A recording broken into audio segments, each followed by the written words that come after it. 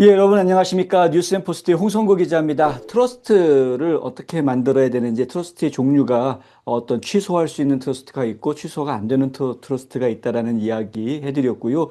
지금 또 LLC하고 트러스트하고 궁합이 너무나 잘 맞는데, 특별히 이제 트러스트가 LLC를 소유하는 이러한 방식, 요 방식이 지금 자산을 보호받으면서 또 절세를 할 수 있는 가장 좋은 이상적인 방법이다라는 말씀. 그리고 또 한 가지 팁이 나온 것이 자산별로 LLC를 만들어 가지고 홀딩 컴퍼니를 만드는 것도 한번 생각해 볼 수 있다. 이런 이야기까지 제가 전해드렸습니다. 오늘 저희 스튜디오에는 변호사님을 한번 모셨습니다. 이상엽 회계사님도 함께 나와 계십니다. 안녕하십니까? 안녕하세요. 예. 안녕하세요. 여기서 제가 또 중요한 질문을 하나. 제가 한국에 예를 들어서 말씀을 드릴게요. 한국에 지금 아파트가 제가 세 채가 있다. 그런데 미국으로 가고 싶다. 근데 저희 부모님이 살아 계세요. 네. 그래서 저는 재산을 어떻게 정리하고 싶냐 하면 부모님 이 이름으로 일단은 미국으로 보내고 싶은 거예요. 그리고 이제 부모님이 저한테 물려주는 거로 하고 그리고 제가 또 제 자손한테도 물려주고 싶은 이런 이제 과정이 그렇게 겪어야 되는 거예요. 실제로 한국에 있는 부동산이 부모님 이름으로 돼 있어서 어쩔 수 없을 것 같아요. 근데 이런 경우에 그러니까 한 번 물려주고 끝나는 게 아니라 한 번 더 대를 물려줘야 되는 그러한 상황에서 트러스트가 어떻게 뭐 새로 만들어져야 되는 건가요? 아니면 하나의 트러스트에서 이게 다 처리가 될 수 있는 건가요? 굉장히 좋은 질문이세요. 저희가 한다고 하게 되게 되면은 저희는 트러스는 주법에 맞춰서 만들어야 되는데 미국 땅에 있던 어떤 재산에 대해서는 다른 타주에 있는 트러스로 넘어갈 수가 있습니다. 근데 안타깝게도 한국에 있는 부동산 자체를 미국의 트러스로 직접적으로 홀딩을 하지를 못하기 때문에 그리고 저희가 말 그대로 이게 주법이 다른 데다가 거기 나라별이니까 법이 완전히 달라지잖아요. 그래서 한국에 있는 부동산을 미국 트러스랑 연결은 하지는 못합니다. 음, 그러면은 대체적으로는 어떻게 하시냐면은 한국에 있는 재산을 최대한 회계선임이라든지 통하셔가지고 세금을 줄일 수 있는 방법으로 한번 디자인을 좀 오랫동안 시간을 두고 하시겠죠. 그런 다음에 미국 재산을 만드시고 나서 미국 안에서도 부모님께서 주실 수 있는 방법을 한번 찾아봐야 되는데 그때 음. 부모님께서 어떤 이제 신분이신지도 굉장히 중요합니다. 어, 부모님께서 네네 영주권자신지 시민권자신지 아니면 아예 비영주권자신지 그걸 다 따져서 이렇게 해야 되고 거주 여부도 따진 다음에 그 음, 다음에 부모님께서 최대한 증여세를 적게 나는 방법으로 미국 안에서 증여가 일어나게끔 하거나 음, 아니면 미국 안에서 만약에 스트레스가 있으시다고 하게 되게 되면은 이제 저희가 되도록이면은 상속으로 이제 이어지게끔 해드릴 수도 있고요. 그러면은 비영주권자라고 해서 상속을 못하냐? 그건 아닙니다. 네. 비영주권자라고 할지라도 미국 안에서 상속세를 내지 않고 자녀들에게 넘겨줄 수 있는 방법이 있는데 이게 음. 양쪽 국가를 다 해결을 해야 되다 보니까 양쪽을 다 잘 알고 계시는 회계사님하고 전반적으로 한번 디자인을 해보시고 거기에 틀을 맞는 것을 저희가 같이 끼워 넣게 되는 거죠. 그렇군요. 이게 또 은근히 복잡한, 이 얘기가 좀 깊이 들어가면 항상 복잡해지더라고요. 상황 자체가. 맞습니다. 예. 어, 오늘도 지금 그래서 홍 기자님이 결론은, 네, 질문하신 내용 네, 중에서 네, 네, 네, 한국에 있는 부동산을 미국 LLC하고 연결을 시킬 수 있냐? 예, 네, 있습니다. 네, 미국 LLC가 뭐 전 세계에 있는 어떤 부동산을 다 아우를 수가 있죠, 당연히. 음, 그거는 문제가 되지는 않는데 굳이 그렇게 해야 될 필요가 있을까가 이제 많이 우려스러워요. 그러니까 만약에 왜냐하면은요, 예. 그런 현상이 요즘 자꾸 생기더라고요. 팔고 싶어도 팔 음, 수가 없어요. 한국 음, 자산이 요즘 그런 문제가 자꾸 생기더라고요. 그러니까 거래가 일어나려면은 살 사람이 있어야 되는데 살 사람이 구매를 쉽게 하지 못하게끔 법이 요즘 계속 바뀌고 있더라고요. 그래서 팔고 싶어도 이게 매각이 잘 안 되는 문제가 생겨서. 예. 그러니까 이제 결국은 미국 LLC가 한국의 자산을 갖고 있다고 할지라도, 그거를 팔을 때 우리가 미국의 LLC 지분을 파는 게 아니거든요. 그러니까 예를 들어서 내가 한국에 건물을 갖고 있는데 그 미국 LLC가 그 지분을 갖고 있습니다.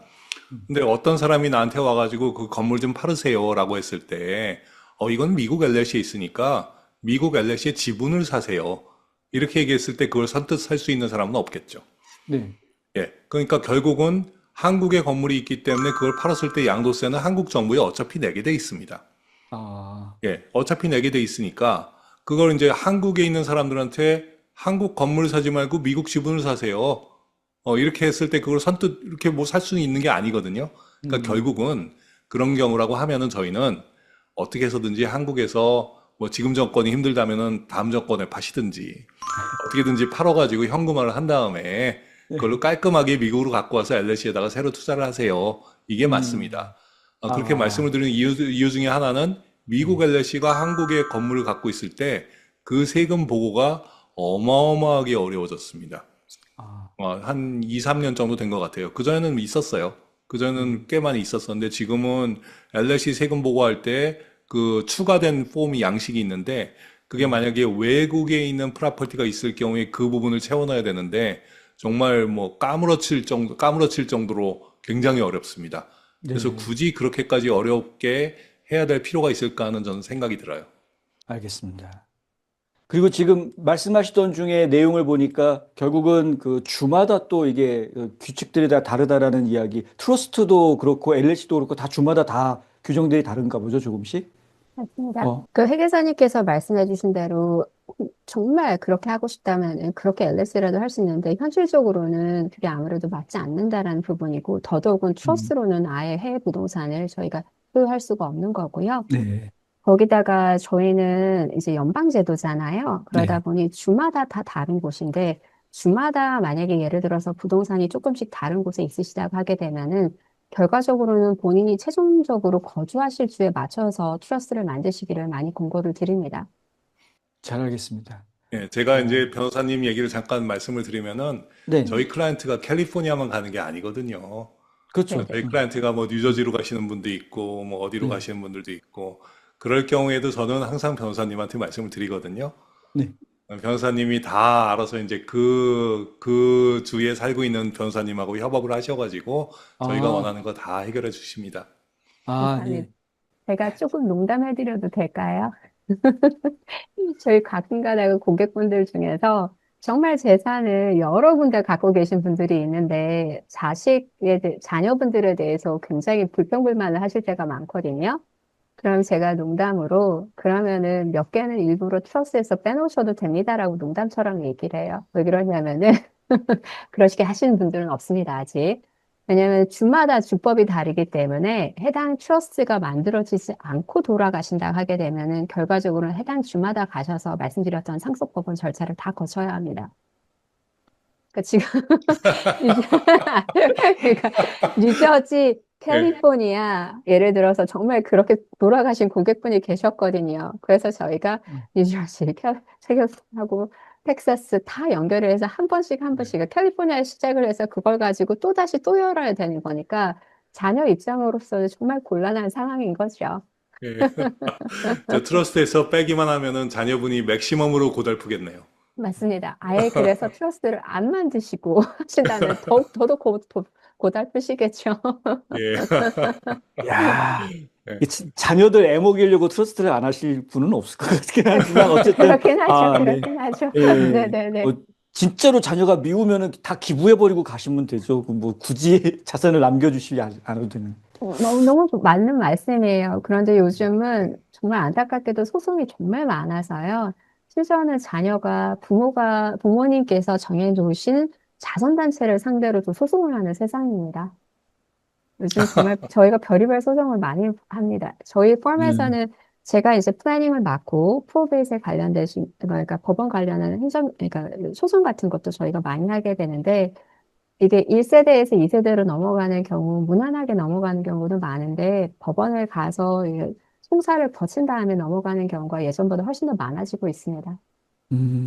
그렇군요. 그건 좀 안타까운 이야기이긴 한데 뭐 네, 예, 알겠습니다. 결국은 저희가 지금 LSE 해야 된다라고 했던 이유가 네네. 이게 그리고 뭐 1031 저희가 한참 얘기했었잖아요. 지난 시간에도. 근데 그렇게 해서 결국에는 물려줄 때 스텝업이 있기 때문에 이거 LSE 해야 된다. S코퍼레이션이나 C코퍼레이션은 이거 스텝업 안 된다. 뭐 이런 얘기를 해주셨단 말이에요. 그런데 이게 트러스트랑도 무슨 관계가 있는 거예요? 스텝업이라는 거하고 트러스트하고? 관련은 있습니다만은 이제 트러스를 안 만들어 놓으신다 한들 스텝업이 안 되는 건 아닌데요. 네.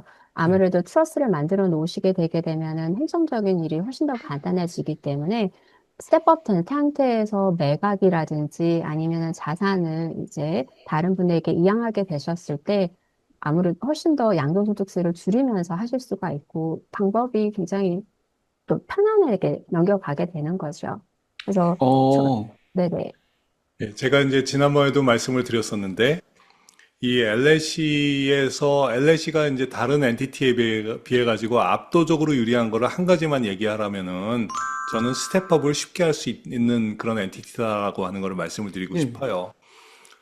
이제 그 중에 하나가 만약에 내가 LAC를 소유하고 있다가 내가 만약에 돌아가셨어요. 그러면 미국에서는 돌아가신 분들한테 스텝업 인 베이시스가 적용된다고 하는 거는 우리가 이제 여러 차례 얘기를 나눴었잖아요. 네. 그런데 그게 이제 테크니컬이 가능하냐 안 가능하냐 이런 문제가 있을 수가 있습니다. LAC에서는 754 일렉션이라고 하는 게 있어요. 그래서 만약에 LAC의 오너 중에 한 분이 만약에 돌아가셨다. 그러면 그 돌아가신 분의 지분의 가치가 그동안 옛날에 취득원가가 얼마였었는지 그 지분 가치가 감가상각을 많이 해가지고 얼마나 떨어졌었는지 이런 걸 다 무시하고 그분이 돌아가셨을 때의 현재 가치로 지분 가치가 스텝업이 되는 겁니다. 그러니까 예를 들어서 그게 이제 아주 간단하게 체크 더 박스로 할 수가 있는 것이거든요. 그러니까 예를 들어서 이제 부부가 식당을 소유하고 있다가 만약에 남편분께서 돌아가시면은 그러면 이제 사모님께서 혼자 그 식당을 운영할 수 없으니까 아무래도 팔아야 되겠다 이런 경우가 있을 수가 있거든요. 그러면 이제 남편분이 가지고 있었던 지분 가치는 돌아가셨으니까 그 지분 가치는 스텝업이 돼야만 됩니다. 물론 뭐 그런 경우에 저는 상속세를 꼭 파일을 하라고 이제 말씀을 드리는데 그 스텝업이 됐다고 하는 거를 근거가 있는 거죠. 그러니까 그분이 돌아가셨을 때 맨 처음에 그 식당을 10만 불 주고 셋업을 했었는데 그동안 감가상각을 다 해버려가지고 가치가 0원이 됐어요. 빵으로 떨어졌습니다. 근데 돌아가실 때는 이 식당의 가치가 100만 불이 될 수도 있거든요. 그러면 남편분의 지분 가치가 만약에 남편이 50%였었다고 하면은 남편분의 지분 가치는 50만 불로 스텝업이 되는 거예요. 그럼 그거를 100만 불에 팔았을 때 최소한 그 50%에 대해서는 양도세를 안 내겠죠. 예, 남편분의 지분은 스텝업이 돼버렸으니까 양도세를 전혀 내지를 않습니다.